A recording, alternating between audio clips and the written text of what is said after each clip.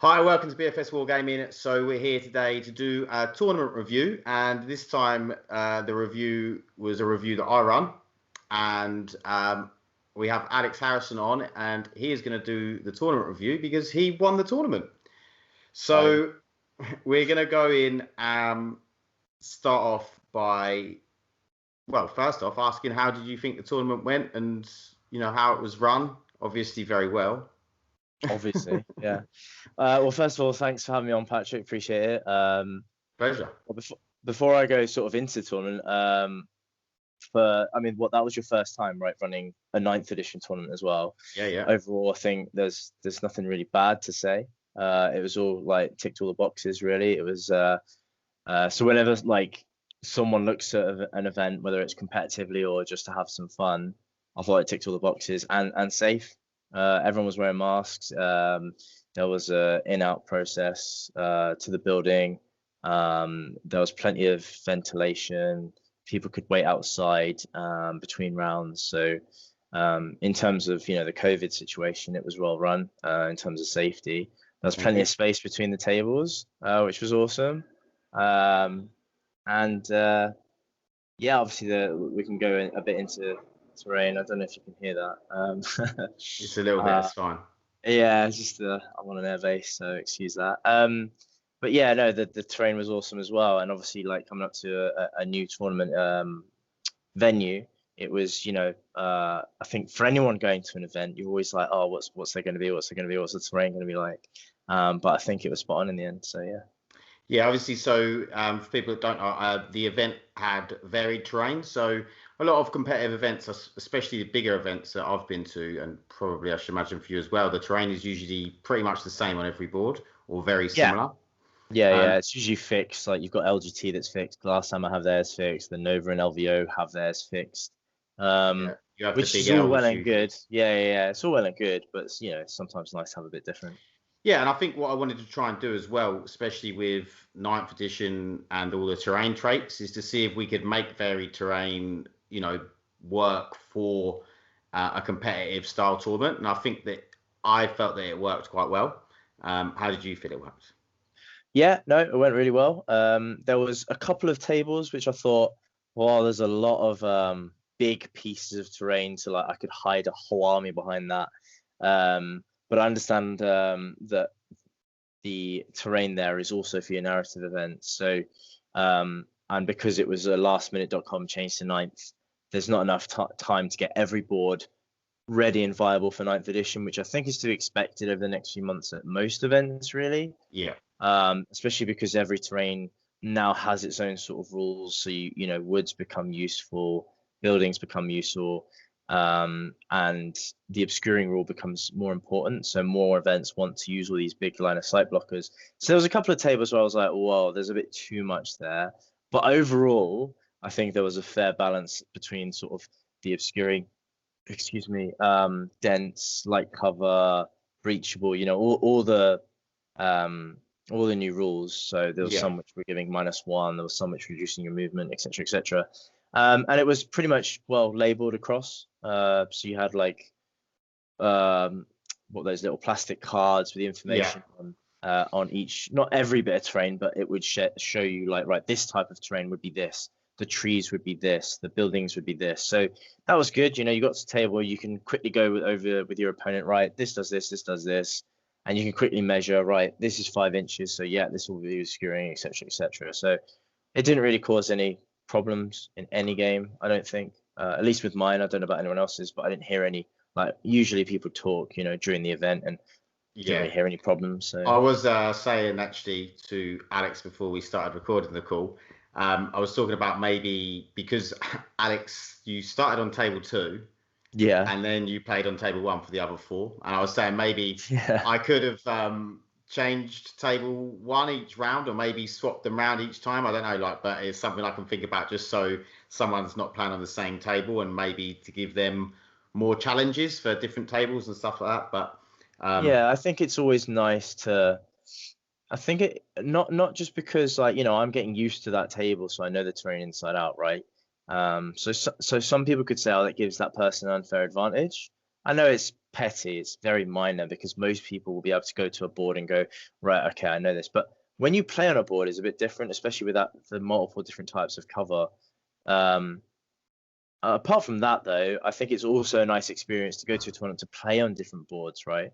Unless, of course, they're using the same terrain, it doesn't really matter. Yeah. When you're using different terrain types or different deployment types, sometimes like the buildings are like that way in one table, they're like that way another, etc., etc. I'll give you an example. Vanguard Tactics, I was on table 1 a few times, and Steve decided to put me on a table 15, the bottom one, just to swap it up a bit. So we just swapped table 1 and table 15 around, just to give me and even there was a player on table 15 who had played on that one twice, so it gives us both a chance to variation. Yeah, exactly. That's nice. So what we'll do is we'll go into your lists, or your list, and if you run through your list, what was in it, and then we'll go into talk, and we'll go into then your opponents, and then you can maybe talk about how you used your list and what you've done with certain things in that. Yeah, sure, man. So I took a Salamander Successor, which has been pretty successful for me over the past few weeks. So I'll start with the main traits. So I take Stealthy and Long Range Marksman, and I'll go over why in a bit. So I changed my list slightly. I keep changing it, variations, but it's predominantly been the same over the past sort of month or so now into 9th edition. So I start with a Patrol, which has my Warlord, which is a Bike Captain. He has a Storm Shield. He used to have a Thunderhammer, and now gave him a Chainsword because I was trying to find some points. And a Storm Shield. I don't know if I said that already. On a bike. And I give him 2 Warlord traits and a Relic. So the Warlord traits are the +2 toughness to make him quite tough. And I gave him the one which allows you to choose a unit within 6 inches at the beginning of the battle round and give that unit objective secured. That's invaluable. Wow. Yeah, that's nice. I'll go over that now, actually. So the reason I took that is my list doesn't have much objective secured, but it has a lot of stuff that sort of moves to the middle of the board. And I was noticing that the list could struggle with mass infantry armies, which could just move, not potentially take me off the objectives, but easily take the objective off me without killing me. Because I have quite an MSU army. It's tough, but there's not many models. So I thought, well, how am I going to get around this? Oh my god, that Warlord trait's brilliant, because it's done at the beginning of the battle round. So say if your opponent moved a non-objective secured unit just to contest one of your objectives, you can just go, bong, that guy or that squad is now, or that vehicle, because it's just any unit, becomes objective secured. And that lasts the whole battle round until the beginning. So it's really helpful for denying. That's really nice. Yeah. For denying your opponent something, or just stopping your opponent taking something off you, especially at the beginning of your battle round, to prevent them stopping you getting your 10 or 15 points for primary, which is really important, right? So that Warlord trait's invaluable. And then finally, I used to give him the Relic -1 to wound Relic, which is a Salamander's Relic, which basically creates what's known as the unkillable captain, right? Yeah. It's toughness 7, -1 to wound, is really hard to kill. But I needed to save some points, but I wanted to make him also a bit of a counterpunch, because I dropped the Thunderhammer, I gave him a Power Fist, and I was still, trying to drop some more points because of, and I'll explain why in a moment. But I gave him the Relic Chainsword, Teeth of Terror. Yeah, which is, everyone knows about. It's been around for a while now. Yeah. And that was just to give my army a bit of combat punch. Allows him to go clear a small squad of intercessors or something like that, on an objective. Yeah. Nothing special, nothing game breaking, but just a bit of punch, really. My next HQ in that patrol was a Phobos Lieutenant. Now, the reason I went for a Phobos one is because he's quite expensive. He's 80 points with nothing, no extra gear or anything like that. Now, most people be like, well, why don't you just take a Primaris Lieutenant, which is what I did originally. But then, because I wanted to take Whilst We Stand We Fight, my most expensive units in my army, which I'll go into in a moment, were 80 points. Right? Yep. So if I took the Primaris Lieutenant, which is 75... You couldn't choose him. I couldn't choose him, yeah. So I wanted Whilst We Stand We Fight in most of my games, in which case I would want a character which can't be targeted most of the time over a vehicle or something that can be, right?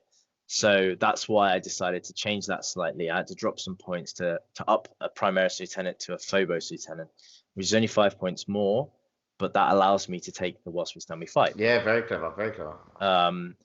Off the top of my head, I can't remember whether he or my other character had a relic. I think it was a Lieutenant, and he gave them a 6+ Fiona Pain aura. Models, yeah, it was just the models within 6 inches. That was my free relic. That's quite nice, especially with the multi-wound models that I have in my army.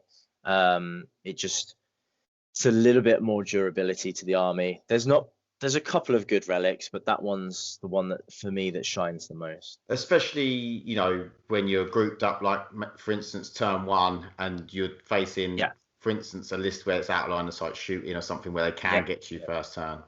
Yeah, and because I've got lots of multi-wound models in my army, I thought, well, even if you pass like 1/6 up, it just stops those extra 2 or 3 damage going on to another model. Oh yeah. So it's little things like that which do help. So just adds a little bit of durability to the list.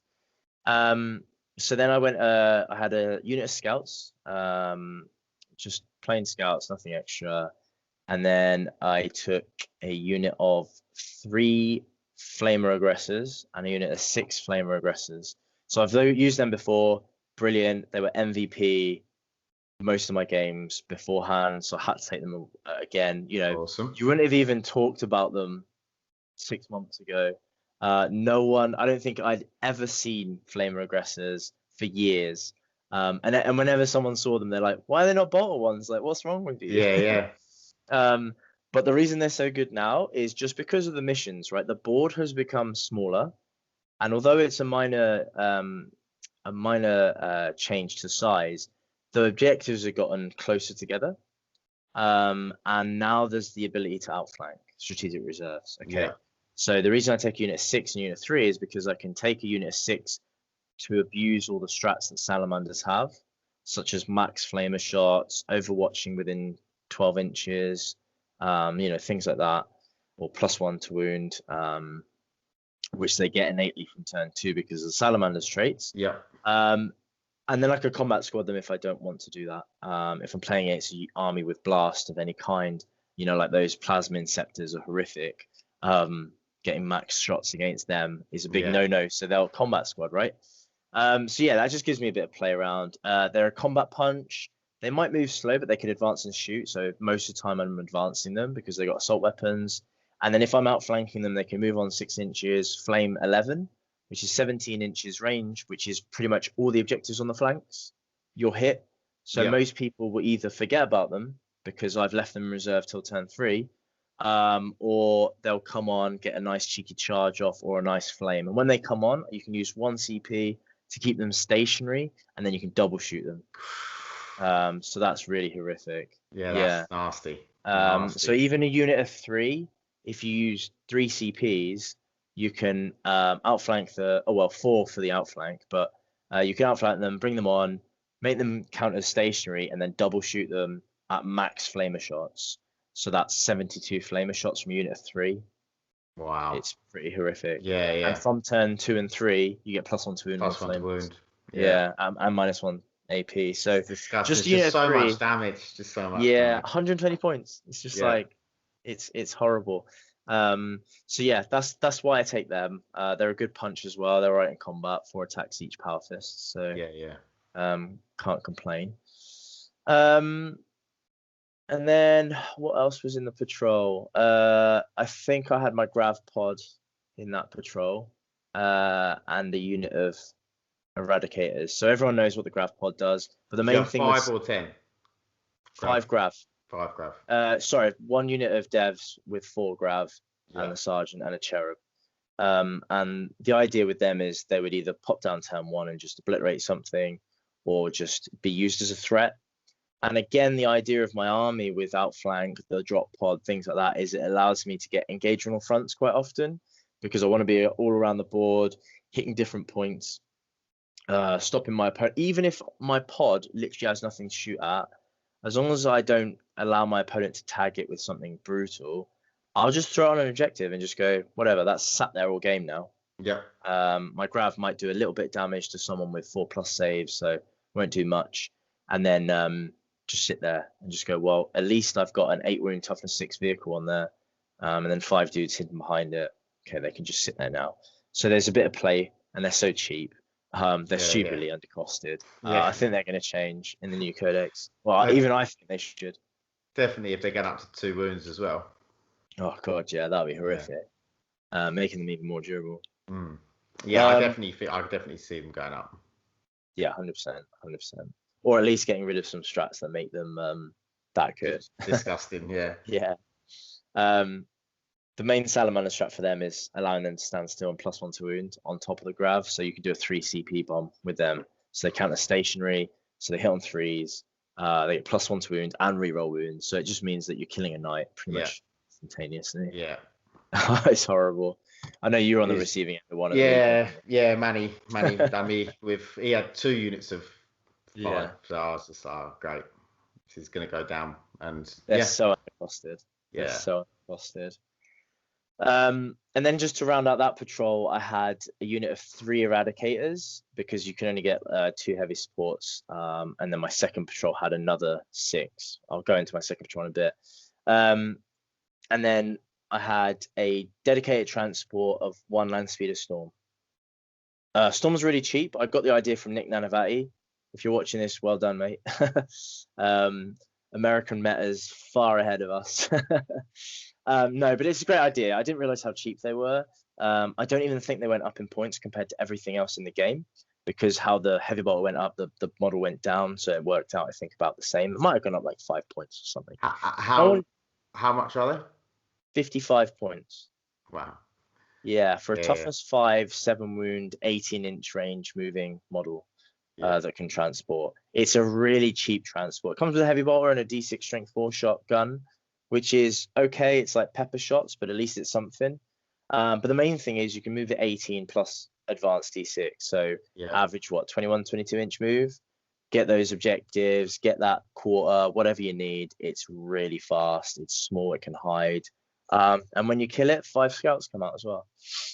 So it's just super beautiful. Annoying. Yeah. And then to round out that patrol, I had 2 units of 3 Tempests, Landspeeder Tempests. So these guys are horrific. They were, for me, they were just mobile firepower. I needed something fast. I dropped a few things in my previous list to fit them in, and they were awesome. So what are they kitted out with weapon-wise? So they've got an assault cannon each. So that's 8. A squad of 3 will pump out 18 assault cannon shots, strength 6 -1. And then they'll have 2 Tempest salvo launchers, which each do D3 strength 6 -2 flat 2 damage. Oh no, they're -3. Sorry, I only found out the other day. Nice. So 2 D3 shots each Landspeeder, so that's 6 D3, which averages 12 shots. Yeah. Which is the same as a Relic Scorpius. It's the same stat line, but it's -3 instead of -2. So you've got mobile Relic Scorpiuses with 18 assault cannon shots. Yeah. For the same point. And the main thing as well is I can make them objective secured with the Salamander Warlord trait. They move really quick. They can move up to 35 when advancing. And when they advance, they're -1 to hit. There's a bit of disparity with the wording, the way the -1 is with 9th edition, but most of my games we play it Rye rather than Raw. Raw, the -1, the way it's written is your opponent gets +1 to hit kind of thing. Do you know what I mean? It's -1 the dice roll, but which is that's clearly not how it's meant to be. Yeah. It's just an old written rule. So most people have been, every opponent that I played had understood what the intention was with the rule. Yeah, of course. And there was no qualms with that. No one even brought it up. I mentioned it to my opponents. Is that with the stratagem to make them -1? Out of the space? No, that's just if they advance, they get -1 to hit. Oh, really? That's been built into the Landspeeder? Yeah, they basically become like an aircraft. You can't assault them unless you have the fly keyword as well when you advance. Okay. You can use them to block some armies. If you feel like they don't have any fly units, they've just got a horde of dudes who just want to run forward at you. But there's 2 big pieces of terrain where they have to go around, and then you can just plonk your speeders there and go. You can't go around them now. Yeah. So they're mobile terrain as such for some armies. So they basically just turn into aircraft when they advance. Yeah, yeah. And from those who remember the Eldar Flyer Wing, like the one I used at LVO, I used to block a lot of people, literally pin them in. And the Eldar planes used to just do that all the time. It was really frustrating. So I could see why, GW wanted to get rid of that. It's not fun to play against. No. But to be honest with you, I very rarely, if not at all, advance them. I always use them as a mobile gun battery. I would sometimes use a stratagem for +1 to wound. And then going into my second patrol, I had a chaplain with the Catechism of Fire, I think it's called, which gives another +1 to wound. Yeah. So the other unit would get that. It's +1 to wound the nearest visible target. So it's not as selectively useful as just +1 to wound. And obviously sometimes I'd fail my 3-up. Would that be it's not stackable though, is it? Nah, you can't get any more than +1 to hit or wound in this edition. So yeah, it would have obviously been nice to have a +2 to wound on one squad. But I think having it separate on 2 units of 3 was my plan when building the list, and it worked out in the end. Obviously. So to round out the list, then after that, I had a single Landspeeder Tempest, and the reason for that is 1, I had 80 points spare and they're so cheap, and 2, they move so fast. You can throw objective secured on them. They'll just throw them onto an objective or a quarter or whatever, and they'll take that from my opponent. And they're quite annoying to kill. Toughness 6, 6 wounds, -1 to hit when they turbo boost, advance. So yeah, they're just annoying. And then I had another Landspeeder Storm and another Scout Squad, and then 6 more Eradicators for 9 in total. So the 2 Scout Storms would be the same as the single speeder. So I'd have 3 speeders, which would just go out and be annoying objective grabbers or blocking deep strike, things like that. And then I'd have the scouts. I'd usually deploy just 1 squad just to block out something or get onto an objective early, and then deploy the other squad in a speeder just to drop out of the speeder. And they were awesome. I probably wouldn't take more than 2. I think 2 was fine. Maybe take 3 if you wanted a battalion of and you needed 3 squads of scouts. Why not? But yeah, I think that was it really. So go on. No, go for it. I was going to go. So moving on with going into the first round, you were playing Lee Hall, and he had Blood Angels. Yeah, he did. Yeah. He had. I can remember his list a bit. He had 3 big units of Sanguinary Guard, I think. He had 2 small units and 1 big unit. I think he had 2 units of 5 or 6, and then 1 unit of 8 or 9. He had lots of character. He had Sanguinor, Smash Captain, with all the stuff like reroll charges and that good stuff. He had 3 impulses. He did have 3 impulses. He had a Banner Sanguine Guard guy, which gave the 5+ Fun of Pain to everyone, including tanks. I didn't realize that. Nice. And what was the other? Lamartis, I think. What's the chaplain guy? Is it No, it's not. It's not. No, it's Astaroth. Astaroth, yeah. Yeah, he had him as well. And then he had 3 units of 3 Blade Guard, which were really good in Blood Angels because of the +1 to wound. Yeah. And then he had a couple of squads of intercessors, I think, from the top of my head. So he had like no shooting. It was all combat. But he played it really conservative, which was good. But unfortunately, it just meant that I was, baiting him into eventually pushing forward. So I gave him a corner which had a huge line of sight ruin, which I forgot that we were playing like the base. Yes. Obviously, you use the base as the obscuring. Yeah, you go all the way. I looked at it and I was like, oh, the obscuring piece is only this big. The base was like another length out. I was like, oh, I just gave you a huge piece of obscuring, so I couldn't see anything turn 1. But I took turn 1 just because I knew that it gave me 2 turns to start spreading out across the board. I think I killed like 1 impulsor because I could see an impulsor, and that was it. So nothing major, but it just meant he was on the back foot because he had to come to me. I was now sat on like 3 or 4 objectives because it was the ones where you move the objectives. Is it priority target or something like that? Yeah, that's right. Yeah. So it meant that I went defender. So I was like, right, he moved an objective, and then I moved 2, which was the side ones closer to the side I was going. So it meant that he struggled with getting to the objectives early, because that meant he had to push out, and he didn't want to push out. He wanted to wait for his drop.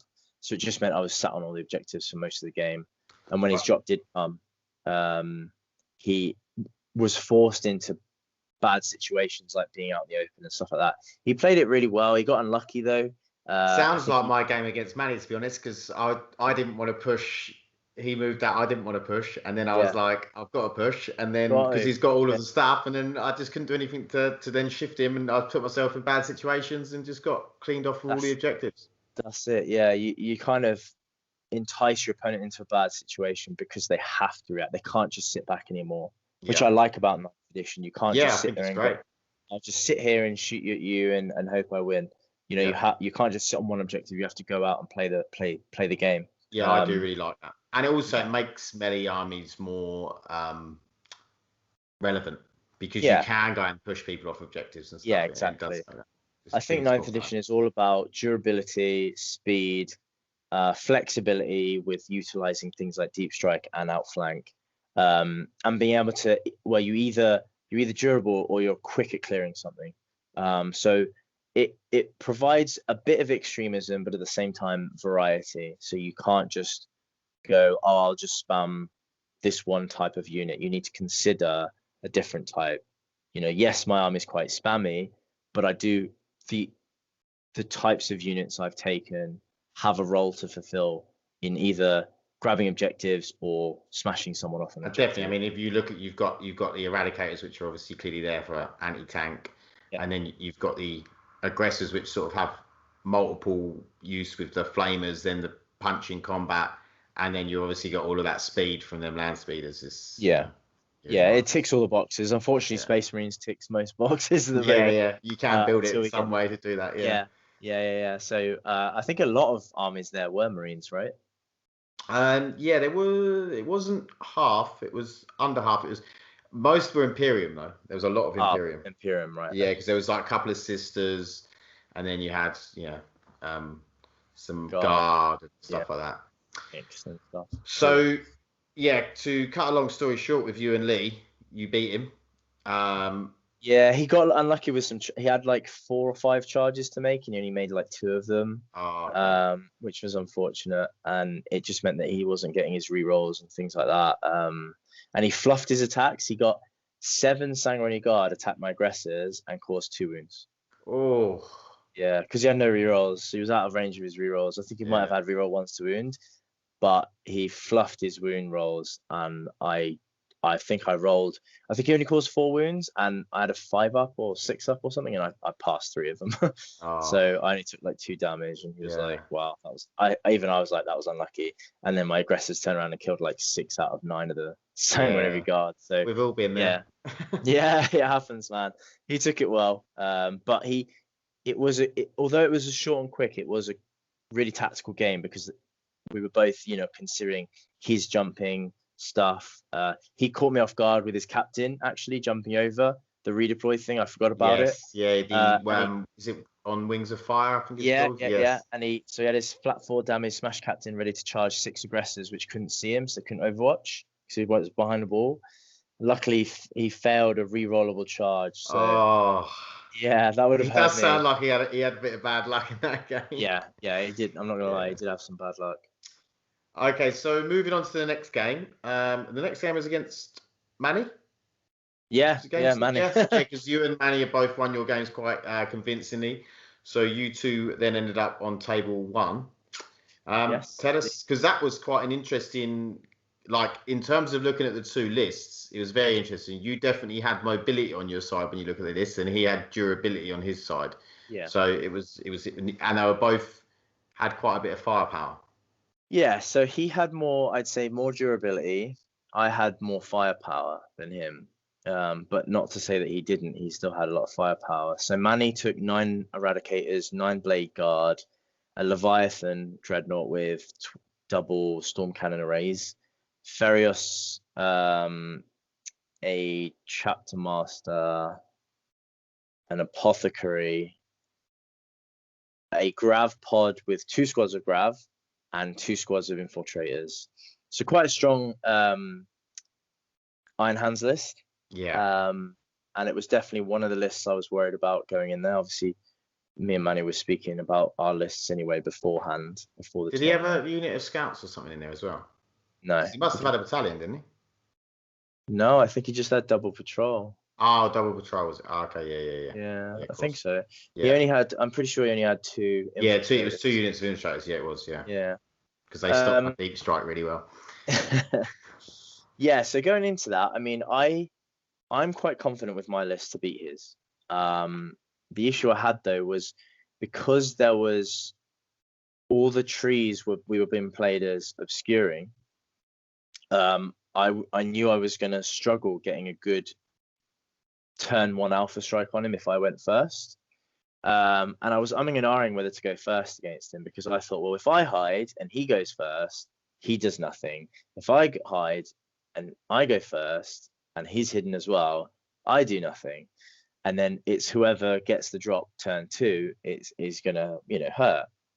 But I decided, so I won the roll off. We were playing Dawn of War. I think it was the 6 objective mission, so you needed at least two objectives to get 5 points, which was good for me because I had more MSU than he did. So it meant that I could control the board better than him, and that's why I took first turn. So I decided that what I wanted to do was clear the infiltrators, move up, block his grav, hitting anything important, keep my important stuff out of range, because he only had a shorter threat range than me with my long range marksman, and I have stealthy as well, which makes me a bit more durable against some of his shots. Not on turn 1 because of Devastator Doctrine, and not against Eradicators either. That doesn't matter. Mm-hmm. But ultimately, yes, he has the most durability in compared to us two. So I knew I needed to focus fire him, especially as Leviathan. In any other tournament that I knew what the terrain was like, I probably wouldn't have gone for Leviathan and just focus on his army, because I knew that the objectives would be lightly in the open. But because of the terrain on this board, most of the objectives were near some form of line of sight blocking terrain. So I knew that he was just going to hide behind that, and I was going to struggle with clearing him off that, right? And I was going to give him an easy secondary of Big Game Hunter, which if he kills 8 of my Landspeeders, he gets 15 points. So considering that, I wanted to push forward, get engaged on all fronts. I took engage on all fronts whilst we stand we fight, and assassinate, because I couldn't think of anything else. In the end, that was pretty rubbish. I think I only got 3 or 6 points. I think I got 3 points, but I won't take that again against him. I took it as well because I couldn't think of anything else to take. And I didn't everyone did. Yeah. His army gives nothing else, and the primary mission the secondary mission for that mission was useless. So I didn't want to take that. I could have taken something else like Scramblers, which would have given me 10 points, but never mind. So yeah, I went first, killed a unit of 5 infiltrators, pushed up my scout speeders to keep him back so his drop pod couldn't hit anything important. He then moves his Leviathan out slightly, kills a speeder, I think, and then he charges out with his Blade Guard and kills some scouts, and I think he pops out with his Eradicators and kills another scout speeder off the top of my head. So I'm like, right, the Leviathan's poking out now. This might be my only chance to get my whole army on him whilst I'm on turn 2 +1 to wound. So I popped my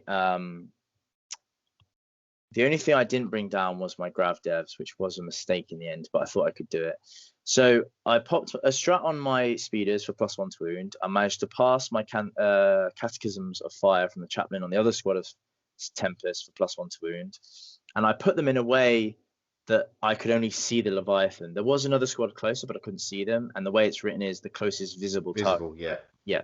So I could only see the Leviathan, which caught him off guard. He wasn't aware that I could potentially have 2 squads of speeders with +1 when he was calculating in his head. And then I had 6 Eradicators, and what else was shooting? I think that was it. So 6 Tempest, max shots, and 6 Eradicators. I think 3 were out of range because of the way I positioned them.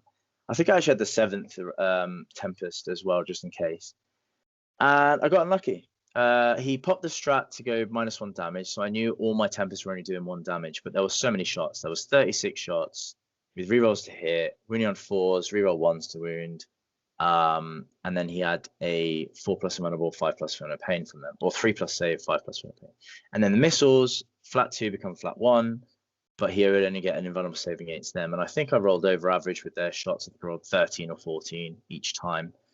Or I think I rolled under average with one, over average with the other, so it averaged out. And then I shot the 6 Eradicators, which all hit and all wounded. Brilliant. Because I'm wounding it on 3s, reroll 1s. I don't think I think I rolled 1, 2, and I rerolled. No, I didn't reroll that. I think I might have just wounded 5 times. So statistically, it's dead, right? Easily dead. Unfortunately, though, I got 7 wounds in total. 8 wounds in total from the 2 squads of Eradicators that went through. He rolled his invulnerable, only 3 went through, so he rolled over average on his 4+ invulnerables on the important stuff. So I had 3d6. I thought, great, even with -1 damage, this should still averagely do 8 or 9 wounds, which 6 should go through, maybe 5. I rolled 2 1s and a 2, my damage rolls. I was like, oh my god, only against you, Manny. Only against you. And he just looked at me and like smiled, and I was like, don't give me that. Yeah. So I used the CP reroll on the 1, rolled another 1. I was like, for God's sake. That's how I felt against him when I put all them Vanguard bets, smash captain, and he rolled 25 up Feeling No Pains as well, and it's just crazy. His 5 up Feeling No Pains were pretty average at that point. They were passing what they should be passing. He got a bit unlucky later on in the game, but overall at that point he was very lucky.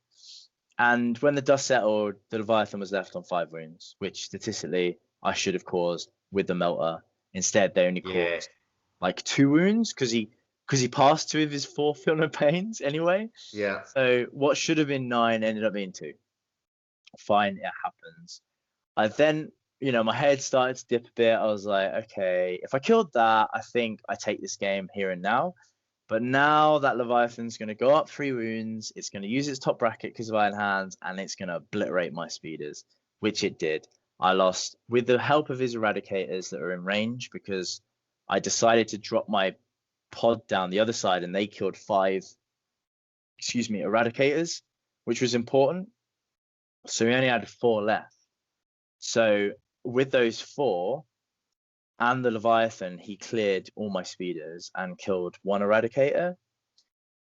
So all my speeders are dead, and I'm just like, oh god, that's a lot of firepower I've lost. But in my head as well, I was thinking, it's fine. I've still got 8 Eradicators, which he's not shot. He decided to go a bit ham on the speeders, thinking they were the biggest threat, but he forgot about the Eradicators, which I think was a bit of a mistake. He could have killed them as well instead. So in my turn, then a unit of 3 Eradicators, and I advanced up a squad of Flamer Aggressors. They're in range as well of his Leviathan, because for some reason he wanted to get his Leviathan within stealth range, so I wouldn't get my stealthy. But then it meant that my aggressors could advance into range of him. So I shot a unit of 3 aggressors. I used the strat to max shot them. So I had 36 shots, wounding him on 5s with the reroll 1s. I think it caused like 13 wounds or something. And I think 3 or 4 of them went through, which was important because then my Eradicators easily finished it off. I think only 2 wounds went through, 2d6, 7 damage. He failed his Feeling No Pain, it died.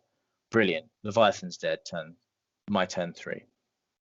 I also managed to finish off a squad of 3 Eradicators, so I only had like 1 or 2 left. Okay, yeah. And at that point, he was starting to panic a bit because he still hasn't pushed out of his deployment zone right now, and it's my turn 3.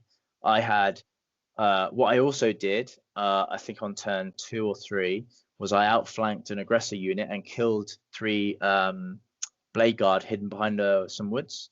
Yeah. So he was only on 1 objective in the end. So I was getting like 15 points for turn 1 or 2. He was getting 0-0. So all I was focused on, even though I was getting hammered, was knocking him off those objectives that he wasn't leaving enough on. And that's the weakness to Iron Hands, right? If they're spread too thin, they're not on buffs, They've only got 3 bodies on. You need to clear them.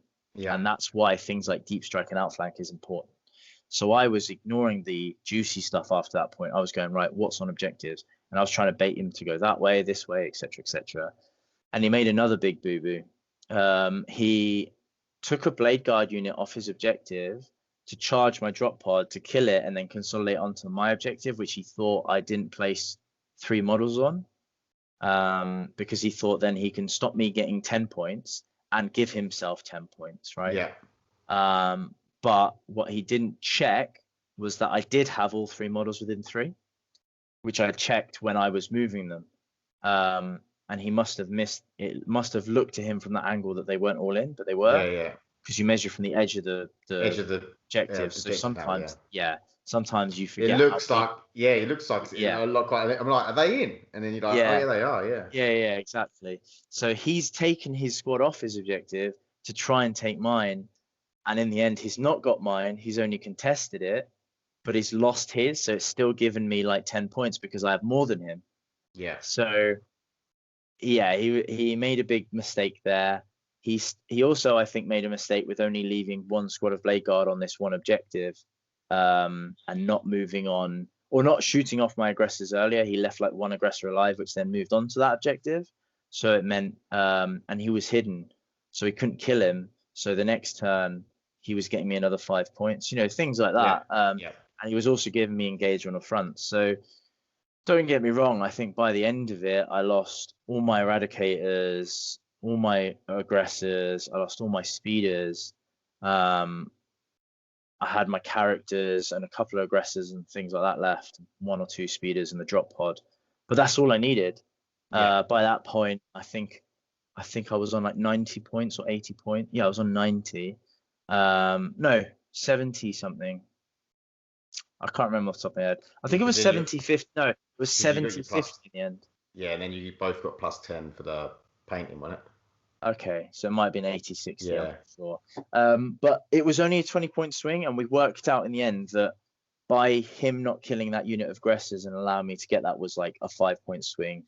And then by him doing that mistake with the Blade Guard was like another 10-point swing. So it could have actually been a draw. Yeah. If he didn't do those 2 mistakes, it would have been a 50-50 point draw or 60-60 or something. I remember walking over and thinking I could see you both, and I thought this could be quite a close game. Like, it was an awesome game. Like, don't get me wrong, it wasn't like, it was tense, but at the same time we were having a good time because we were teasing each other and stuff like, oh, you sure you want to do that and stuff like that. No, we always have a really good game, but when it's that close on the top table, even though it was only game 2, it felt like that was the final there and then because it was that close, Yeah, of course, yeah. And I mean, even for me, obviously, you and Manny, you've both got reputations as good players. So I was like, this is going to be an important game for the day, because that could have been whoever won that game could have then, obviously you did go on to win it, but I knew that was going to be a good chance. So going into game 3 was against Darren Cooper, and he was bringing Necrons. Which I was really surprised about because Necrons obviously haven't had any rules from Psychic Awakening.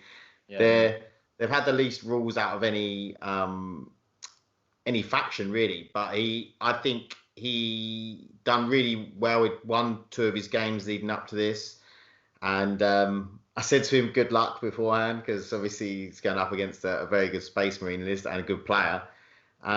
So I remember walking over and him, you both were saying about the fact that he got first turn, didn't he? Yeah, he did, yeah. But his stratagem, although he done it just whiffed a bit, didn't it? Yeah, so he had I felt so awful for him because I'd be raging if that happened. Yeah. So he had 3 Doomsday, no, 3 Doomsides. Doomsides, that's it. Yeah. And they have a strat where instead of shooting their main big guns, which are pretty good anyway, you pick a point and every unit within 6 of that point on a 4+ takes 3d3 more wounds, which averages 6 more wounds. It can be brutal. Yeah.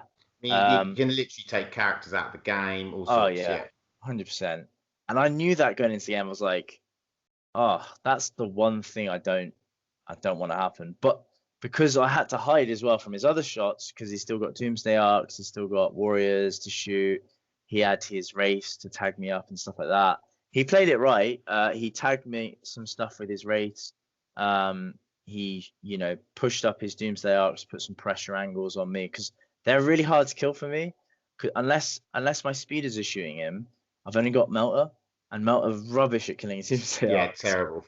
So I was like, oh no, this is going to be a pain. And if he kills, like, so he was going to tag one squad with the advancing Wraiths, and then he could have potentially killed the other squad with this 3d3 mortal strat, or at least killed like one or two of them. So I was like thinking, actually, this is going to be an uphill battle if he managed to get this off. So he managed to tag with that explosion strat a unit of Eradicators, a unit of 3 Landspeeder Tempest, another single Landspeeder Tempest, and a Scout. It didn't matter which group he went for, it would have been horrific. I didn't want him to go for any, to be honest. But yeah, he chose that one. So, and that's what I recommend for people to do whenever you play that, is split your army into groups, because it doesn't matter. You can't just spread your army out, because then you're just out in the open getting shot anyway. So what I suggest you do is try and group up into 3 or 4 smaller groups and let him pick which one he hits, because he's going to hit something. So, yeah, so he went for that one, and I was thinking, oh, this is going to hurt. And unfortunately, he failed every single 4-up. Oh. I think he hit a 5th target as well. I can't remember what it was. It might have been a character. It might have been like my lieutenant or something.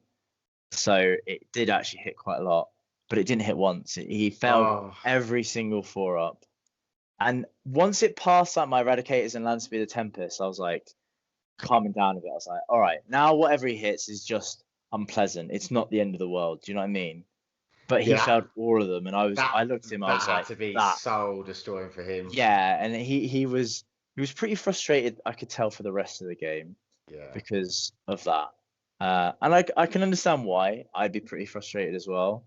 And yeah, it wasn't just that. There was a few other things where he was like failing all his wounds, or you know, not everything didn't go his way. Don't get me wrong. I rolled some pretty bad rolls as well, and he was rolling hot on some saves at a couple of turns. But the main things that he wanted to happen weren't happening for him. So I did feel bad. I was like, I even said to him, man, that sucks. Like, it does.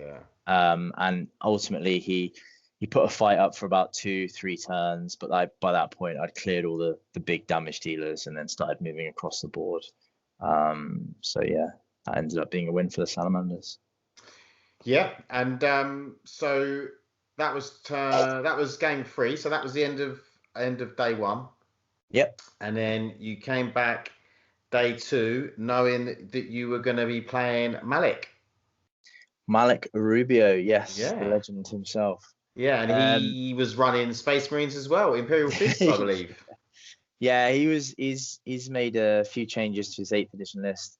He was saying to me, because we were chatting beforehand, because Malik's a good friend of mine, he hasn't fully converted any lists to 9th edition yet. So he's made some minor amendments to his 8th edition, which is still really good. Relic Scorpiuses, he had 2 of them, for example. Yeah. 2 quad cannons, 1 Thunderfire cannon. Yes, they've gone up in points, but they're all still great for Imperial Fists. And against me, they're even better, because I took Stealthy thinking no one's going to take Imperial Fists now because of all the nerfs and the nerf to Dev Doctrine. And he ignores all of that. Yeah, and he does an extra damage to all my Tempests. So I was like, oh my god. To round his list out, he also had 3 Landspeeder Tempest himself, which were more lethal against mine, obviously, because of the +1 damage. He had 5 Plasma Inceptors, which I really like. I really like Plasma Inceptors. I think I wouldn't go without 3 of them going forward now, just because they could deep strike. It's a nice little hard hitter. It's like a mini Grav Dev, but durable, and they can go where you want. And what else was it? A couple of units of Scouts, Chapter Master, Tech Marine that gives everyone plus all the tanks plus.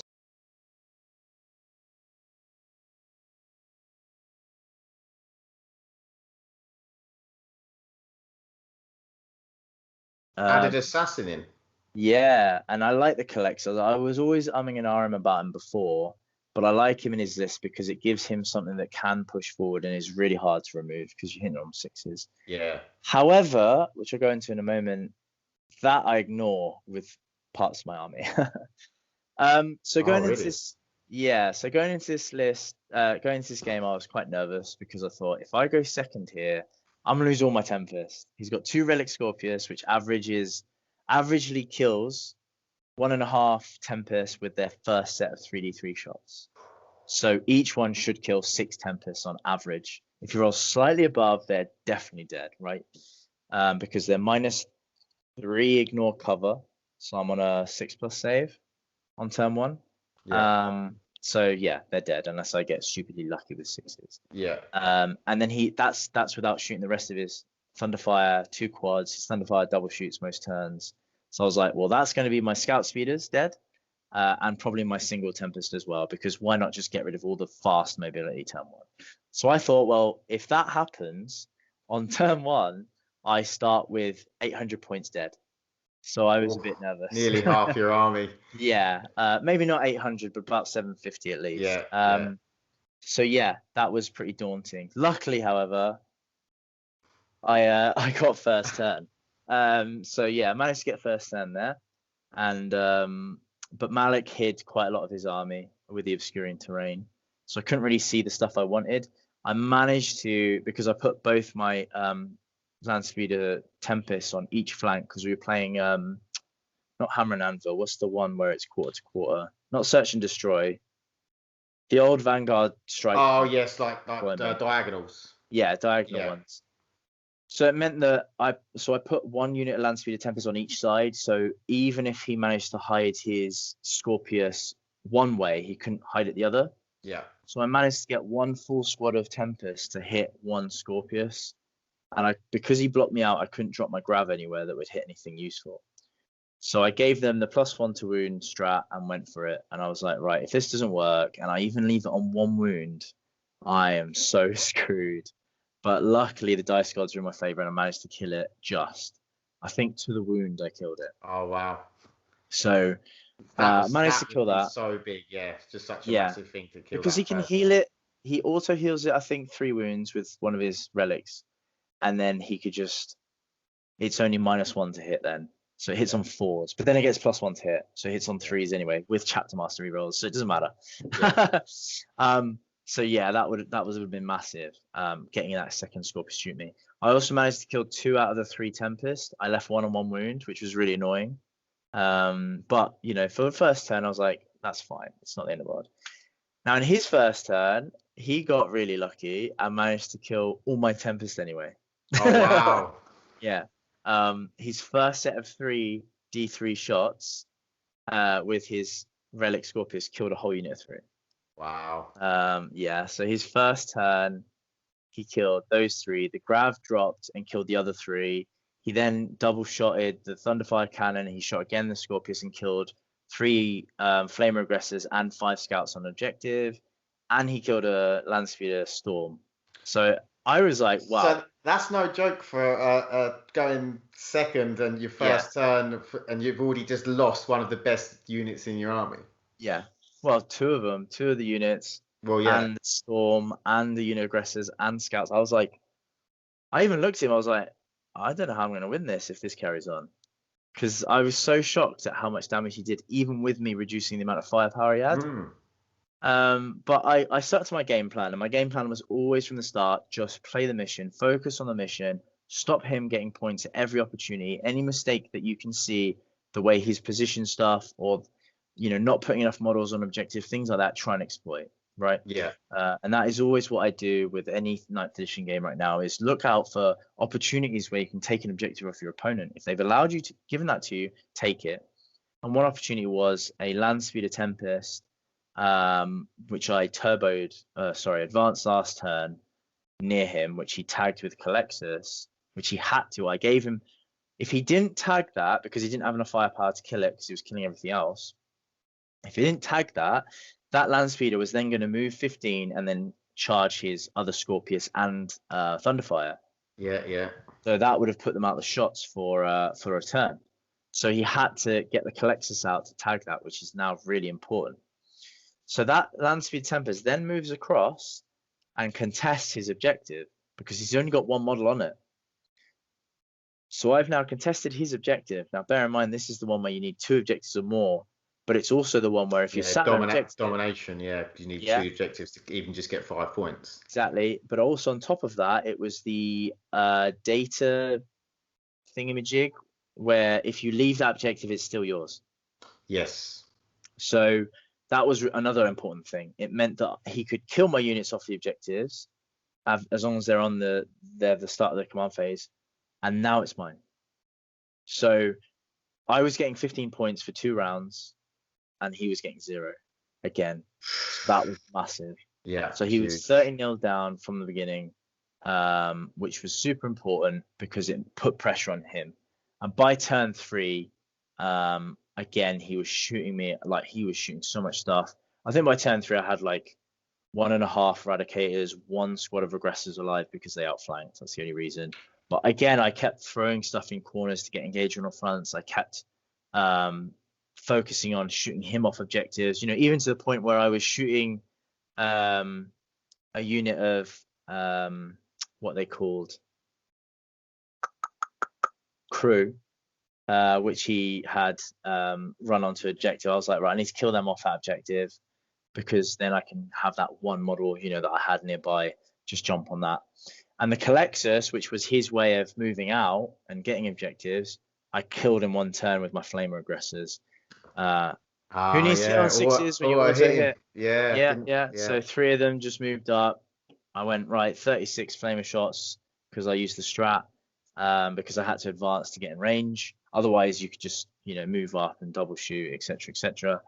And I think I rolled over average. No, I did roll over average with the wounds. I think I caused like 27 wounds or something out of 36. And he was just like, yeah, he's dead. I remember going over towards the end of, I don't even know which turn it was. And I was like, are you two still playing? Because there was like barely anything left on the table. And you were like, yeah, we're still going. Yeah, turn 3. I've got like a quarter of my army left. But yeah, it was just it. So that was super important because that gave me, that stopped him getting one of his Whilst We Stand We Fights, because that was one of his models. And one of his Relic Scorpiuses was it. So I denied him 10 points there.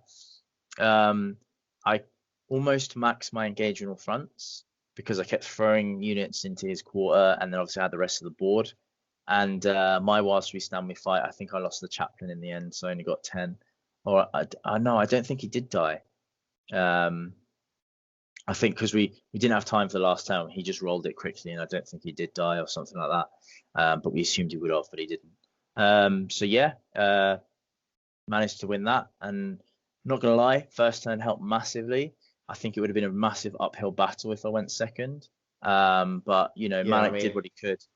Imagine if he'd been really lucky, if he'd gone first and then had that luck that he had in his first turn. With just 1 Relic Scorpius. Yeah, he'd had that with 2 Relic Scorpius. Yeah, 2. Yeah, that would have been different. But then I said to him, because he was saying, if I went first and if it was a different mission, I said, well, you've got to consider all these different variables when you go to a tournament, because you could play someone in the 5 objective mission, you could play them in the 6 objective mission where you need at least 2 to score 5 points. Yeah. So you need to consider that when building a list, and you also need to consider whether you go first or second. And obviously first turn, as we know, is quite big, but I like to build a list that can still perform going second, or at least hide and things like that, and then react to what my opponent's doing. So if you don't consider that when writing a list, which I think Malik did to an extent, but I don't think Imperial Fists do it well, is you need board control. And like you were saying, it is an 8th edition list that is converted tonight, because in 8th you didn't necessarily need to really get into the middle of the board. Exactly, yeah. So I'm sure Malik will come out punching once he's a very, very good player and a very good list. Oh yeah, very good player. Yeah. He's won numerous events, so he's definitely up there and definitely a solid player. So we'll go on to the final game, which was against Mr. Thomas Douche. And the one and only. He was running Sisters of Battle, or Adeptus Sororitas, because he's changed from Orcs and moved over to the Sisters. Yeah, moved over to the dark side of the Imperium. Yeah. Lovely army he had, actually. Super really cool. all like skull heads, flamed hair, and it was it was awesome. But the first thing I said to him was, "Oh mate, your army looks rubbish. You just dry brushed that." Gave me a proper dirty look. But no, it looks awesome. It looks awesome. So yeah, tell us what happened. Who went first? Well, I mean, I can't tell you what was in his list at all because I don't really know sisters. I can tell you had the tomb thing. Is it the something of something of St. Catherine? Yeah, big Catherine. Yeah, I'm just gonna quickly turn my light on. It's getting a bit dark there, mate. Yeah. Well, while you're doing that, I'll just explain the list. So he had, from memory, he had Saint Celestine, he had Big Catherine, Kathy G, instead of Bobby G. She's a beast. She adds so much utility to the army, and she's so durable for her points, really. That I think she's a must-have in most sisters lists.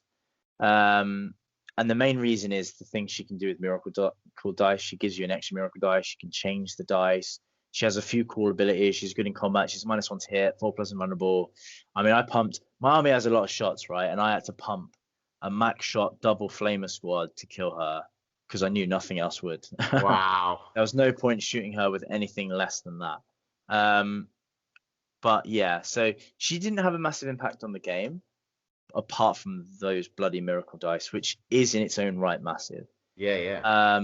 So he had I think he had a Valorous Heart patrol battalion, and that included a couple of squads of sisters, a couple of one rhino, and then a couple like Magifiers, those two characters, and then he had a Bloody Rose detachment. I can't remember whether it was patrol or whatnot, but he basically had 2 units of Repentia, big units in rhinos, and they are disgusting. They absolutely decimate any Marines that are in front of them. Any durable, non-invulnerable save unit just get massacred by them. So whenever you play against them, watch out for them. They're always the MVP of any sisters list. Yeah. He then had 2 big units. I think there were about 9 girls, not 9 man, squads of Zephyrim, which are the power sword. Do they have the flamers? No. They're the bolt pistol and power sword ones that have reroll wounds. Rolls. They're his combat units. He then had the I don't know what the other ones are called with the bolt pistols. Seraphim, I think. Seraphim. Yeah. He had 2 units of them, 1 big unit with 4 Inferno pistols, and a unit of 5 with 4 Inferno pistols. And I think that was it. So it's quite a heavy body count, deep striking, beta strike army where it would come down sort of turn 2 and 3 and hit you. I mean, there's quite a few models in the army in there. Yeah, loads. Yeah. Well, I think he could have. Yeah, he only had like 25 sisters, and then he had loads of Zephyrim, Repentia, and stuff like that. So he had a lot of elite sisters. So overall, the army wasn't as big as it can be because they were quite expensive points wise overall. But yeah, no, he had quite a lot, and overall, there was a few interesting things. Like I went first, so I thought, great, from the get go, I've got the upper hand because the way he positioned 2 of his rhinos full of Repentia was that I can move up and get angles to them.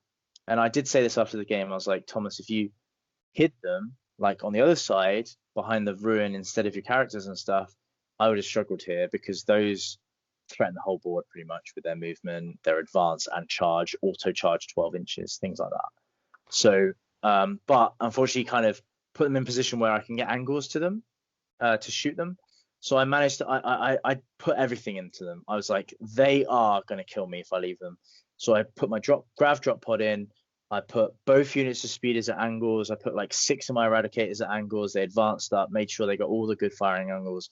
I managed to pop both rhinos and I managed to kill all the Repentia. But I put everything into that. And it kind of left me in the open, but I knew that he couldn't really react with anything apart from maybe Saint Celestine. And then in his turn, he was kind of like, oh, damn, that was quite a big blow. It was as if I had lost all my, Tempest turn one, Yeah, right? yeah. So same thing for him. But that didn't dishearten him too hard. He still had some play. So what he decided to do was he knew he couldn't really hit me till turn 2, so he sent he knew he needed to push forward for objectives because he had raised the banners. So he put some sisters out, moved his rhino up, things like that, and he sent Saint Celestine out to charge my Landspeeders. But what he didn't realize was my aggressors that I positioned nearby were there to overwatch her if he charged them. So there was a bit of a bait going on. So he charged them, and I went, right, I can now use 2 CPs to overwatch these 6 aggressors because he had no blast weapons, so I kept them as a big squad. Yeah. And flame her to death. And then 2d6 heroically intervene her if she's still not dead. And he looked at me and I went, yeah, all right, move her back, because it was. I actually walked over at this point, like as you literally had just said this to him, and he was like, Alex is really good. He's let me take Celestine back rather than flame me with these aggressors. Yeah, because it would have sucked, right, if I did that and then he's like, I didn't want to suck the whole game out of it because that the game was already looking, down for him. But either way, things like that. I mean, he doesn't know salamanders, and he did ask at the beginning, a few things, but I wasn't going to go over every single strat in the book. Yeah. So that for me, because it's still new for 9th, is like a learning point. Is go just remember like salamanders can do this kind of thing, right? Yeah. So it wasn't a gotcha. I was like, look, just move Celestine, it's cool. We can forget about that. Just pretend that you're just assaulting them at that angle. Cool, happy days. And I did say, however, I will overwatch with the Landspeeders. He's like, yeah, that's cool, that's fair. Yeah. So I overwatch with them, and they got quite lucky. I did have a chapter master nearby, and I dropped her down to 1 wound. So she managed to survive, and that would have sucked as well if she just died from but still he would have felt like, it's just he was always expecting that they could have overwatched rather than if he'd been overwatched by a load of aggressors that he wasn't charging, he'd been like, exactly, yeah. So there was that, but yeah, she went in and I think she killed like 1.5 speeders, Tempest, so she did a bit of damage, but it wasn't. She's not amazing in combat though, is she? She's rank 7 -3 flat 2 damage. So. Okay, so she's better than I thought she was. Yeah, she's strength. Yeah, I wasn't. Yeah. I didn't realize she was strength 7. I thought she was strength 5. Yeah, I didn't think she was strength 7 either. Nah, so she's actually all right. Yeah, she's actually all right. So that hurt. But the main thing is she stopped them shooting. Right, if they can't leave combat and shoot anymore. Yeah. So that was annoying, but it is what it is. Sorry, 2 seconds. I just need to put my phone on charge. Yeah, no worries.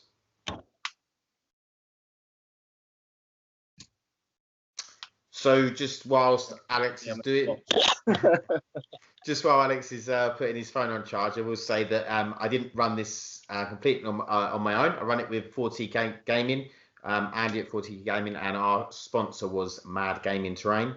So just thought I'd mention that whilst Alex is charging this phone, so we can carry on his chat. We can look at the maps on his wall. Ever I've been. All right. There cool. we go. Sorry about that. No worries. Yeah. So. Where were we? Celestine. Oh, so I assume you shot Celestine in combat. Yeah. So no. Yeah. I left combat because I needed them to go get some objectives, and I put my chapter master ready to charge her, and I managed to kill her. She dropped down and then got back up at the end of the phase, so I needed to kill her in combat. So I can't remember. Yeah, I charged her with the chapter master, but I was quite worried that if he didn't, she might just smack him in the face. Yeah. And that would be like 5 points. But no, he managed to roll just enough, and he failed all his not all, but most of his models, so she died. Nice. That was like my turn 2 predominantly. There was a few bits of getting objectives, but he was pretty well hidden apart from that. And I managed to get a charge off with some scouts so that I can push his deep strike back even further. Now, this is where he did something really cool, right? And I wasn't aware of this because I haven't had much experience with sisters. So he drops his Repentia down, and they get this ability where when they drop, they can shoot straight away. Seraphim, you Not mean? Repentia, sorry, Seraphim, yeah. Yeah. Yes, So, they can drop down and shoot, yeah. Yeah. So Bit they like drop Gene down. Stealers. Yeah, man. So they dropped down, they killed the scouts, because, he just left these two sisters out of combat so he could shoot them. And now he can drop something else there. And I was like, oh, I didn't realize you could do that. That's really cool. But at the same time in my head, I'm like, oh shit. Yeah. I wasn't prepared for that. So it was, it was a massive learning point. But then he was like umming and ahhing whether to go for my chapter master, who was toughness 7, 3+ invulnerable, 6 wounds, or go for my 2 speeders on the left. And I think, what else was there? There was something else on the left. I think maybe some aggressors. So he went for them instead because he thought he could kill them, which he did. He massacred them. And the most important thing for him, which is why, he did ask me, oh, what should I go for? I was like, well, I didn't tell him, but I talked him out what the important stuff was. I said, well, the chapter master's there. He gives me 5 points at the end of the game. These two are here. They give you 4 points for big game hunter, and I'm on an objective which could stop me getting 5 points. So that's 9. So without telling him what to do, but telling him what the good option was, he decided to go for the better option, which was take me off that objective. Yeah. So he went for that objective, killed them, and then I was like, oh crap, I only get 10. I think I only got 5 points that turn actually, because I was only on 2. And I think this was the one where you needed at least 2 for 5. I think something like that. So I was like, okay, I'm actually like starting to slow down now, and he's hit me quite hard here. Well, I remember I kept looking over, and because he was facing towards me and you were facing towards the wall, and every time like I'd look over and he'd just do this. I'd just shake his head as if, and then it started, and then the game started going. He started going, like, I've got a small chance, maybe a really small chance of bringing this back, but yeah.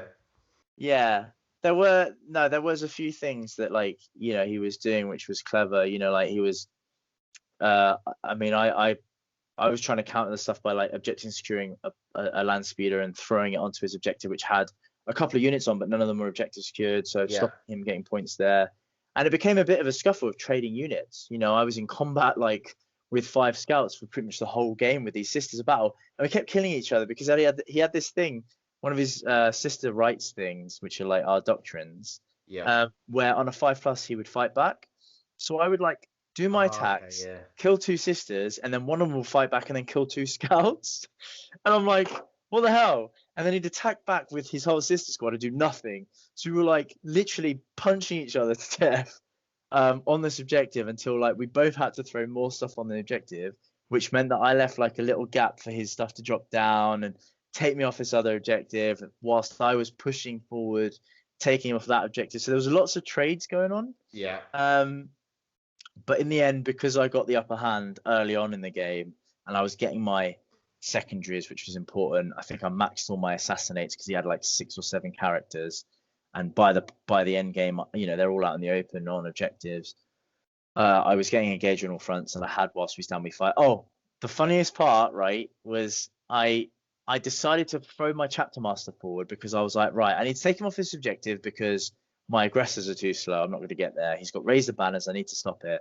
So I gave objective secured to my own chapter master, and I flew him forward. He needed a 4-inch charge to these Seraphim. Anyway, I shot a load of Seraphim and the Saint Catherine. I killed Saint Catherine, and then I killed 4 or 5 Seraphim. So he's like, well, I'm going to take the melter ones off and see if they shoot when they die. And I was thinking, oh, that's a bit frustrating. The chapter master might get hit and he might lose a couple of wounds unless he gets super lucky and rolls a 6. So he rolls it and 2 of them get to shoot back. So he picks the ones with 4. He picks 4 of the melter shots. And he does this other strat where one of them auto wounds by taking the miracle dice out. So it auto hits and wounds or something. So he does that. So he auto wounds with 1, and then he rolls the other ones, and I think he gets another wound. So that's 2 wounds. And I'm thinking, that's fine. I got 3+ vulnerable. Failed 1. I'm like, all right, go on then. See what you roll. And then he looked at me, looked down, and went, I ain't rolling shit. And he picked up a miracle dice, which was a 6. And I didn't see it. I didn't see that he had a 6. Otherwise, I would have used the CP reroll. But I don't know. I looked at him. I was like, oh no. And he killed my chapter master. Well, I basically killed the chapter master They're miracle by dice. shooting them. I didn't even need to shoot them. I was just like, I'll kill a few because I'm worried the chapter master won't kill them all. Which I don't think he would have anyway. I needed to kill some of them. But I was like, oh, what are the chances of that? Their miracle dice are crazy. Oh, absolutely insane. So, we both laughed about that. And he was like, bye. I was like, that was massive because it stopping him getting Razor Banners. It stopped me getting, because he was objective secured, getting that objective, which meant I wasn't getting because I wasn't expecting him to die, getting another 5 points in primary. And it gave him another 5 points in primary. So I think it was 15 point swing. Because of that one. Yeah, that's huge. Yeah. Yeah. So that's maybe when he turned to me and went like that. There's a small chance. Yeah. And I was like, that was actually massive because it's going to take me at least a turn or two to get the aggressors over there. Yeah. And funny enough, the next turn I needed a 3 on the advance to just jump on it and have more models than him on it. I rolled a 2. CP reroll rolled a 1. I was like, oh mate. So the game actually ended up being quite close because the dice started abandoning me at key moments. And that's cool. It's nice to have a close game. Sometimes when you just trounce someone or you are trounced, it's just either it's boring or it's just, I agree. 100% agree. And it was a great game in the end. The memorable games are the first ones. Exactly, yeah. And there were some funny moments in there. Instead of it being, I go first, I kill a quarter of your army, and now it's just playing mop up for the rest of the game. It wasn't like that. It was at first, and, we both kind of agreed it was going to be uphill for him. But when stuff like that started happening, I was like, actually, this could be close. And I think it ended up 94-70 something. So there was again, only a 20 point difference. Or it was 84-64 or something like that. To Thomas's credit as well, he, I feel like I watched him playing the game before that he played Tom Wybrow with the Magnus Mortarion, Bloodthirster. Awesome Demon Smash list. Yeah. And Mortarion went in first turn. He done his aura. Then he done his aura. You can pay free CP to do it, and all of his stuff was in this. I mean, this aura was probably hitting a good 10 units. And then he paid free CP to do it again in the shooting phase, and then done it again on. So in the first. What is this aura? So Mortarion has his aura that goes off in the fight phase. It's D3 mortal wounds on a 4-up. Ah, okay, that one, yeah. Yeah, so that goes off, and then he pays free CP to do it again in Thomas's shooting phase, and then it goes off again in Thomas's fight phase. So in the first battle round, that aura went off 3 times. Wow. Do you know what I mean? That's a lot of mortal wounds, and you could see he was like, you can do it again. But to his credit, his head didn't go down. He just played the mission, carried on playing, and he ended up. That's it, exactly. Yeah, exactly, and 100%. Yeah, Tom did really well at the event. He ended up coming third. So congratulations to Tom. And he did. He gave me a tough game because he gave me lots of difficult decisions to make throughout the game. But yeah, that was just that. I think the one big mistake he made was in deployment. And I've always said throughout the years of playing, deployment is key, and it can sometimes win or lose your games. And if he didn't make that mistake in the deployment phase, or if he went first and could have at least repositioned them, he could have had Repentia hitting me really hard.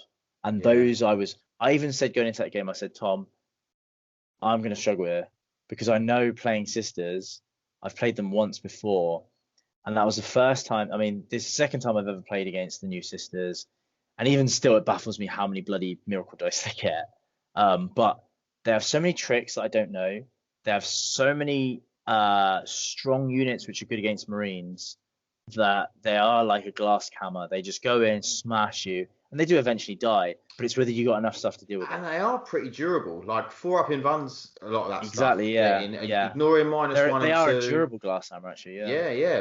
They are. Although they're only T3, you can get a lot of wounds on them. But then all these 4-up in runs and stuff, you're like, what? They're not dying. Yeah. And exactly. It was a nice list, and he did very well, like you say. So Alex obviously won. Manny Chima came in second place, and Thomas Douche came in third place. So it was there was some very, very good, very competitive players there. So yeah, it was credit to you for winning the tournament, because it was not an easy thing to do. It wasn't easy, no. And it was a very good, well thought out list from yourself. And nice to see salamanders now good in 9th and in 8th. They weren't ever really seen. They were like we never saw them at all. Yeah, they were like the to be fair, they are the successes, but not Ravenguard. But, they are the successes. But then, to be honest, Iron Hands were played as successes quite a lot, weren't they? And a lot of the others. So Ravenguard were always played as successes. Yeah. But we always gave Ravenguard the credit. So thanks very much for coming on and chatting to us and talking us through your weekend and the games. I think it was really interesting. And we'll see you guys in the next one. You should have seen Alex in a photo on the thumbnail with his trophy and his prizes. Take a look at the prizes, though, because, he might have some inside information on what's coming up in the new meta. Or have I? Yeah, exactly. We'll see. So thanks very much. Stay lucky, and we'll see you in the next one.